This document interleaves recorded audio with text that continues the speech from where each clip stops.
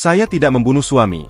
Tangis Bribtu Rizka soal kematian Brigadir Esko, sumpah Al-Quran.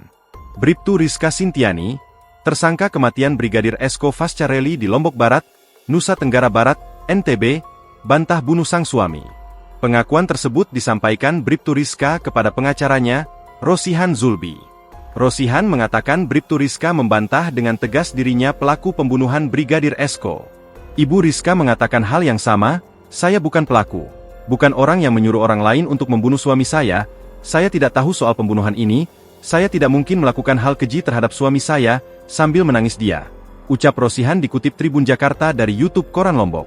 Kita juga pernah berbicara dari hati ke hati, ibu jika merasa ada yang disembunyikan silahkan terbuka, tapi tidak pernah dia katakan.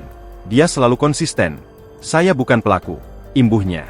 Tak cuma itu, Bribtu Rizka dan orang tuanya bahkan pernah berani bersumpah di atas Al-Quran. Sambil menangis, Bribtu Rizka kembali menegaskan dirinya bukan pembunuh Brigadir Esko. Sementara orang tuanya bersumpah tidak mengetahui sama sekali soal kematian Brigadir Esko. Pernah juga dia sumpah Al-Quran termasuk orang tuanya.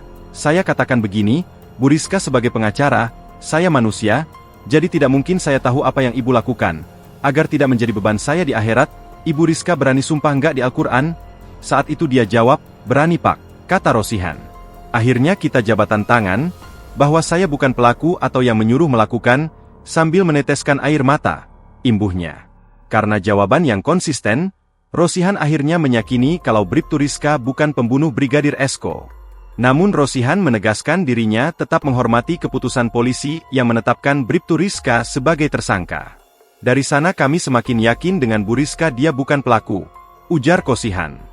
Download Tribun X sekarang, menghadirkan lokal menjadi Indonesia.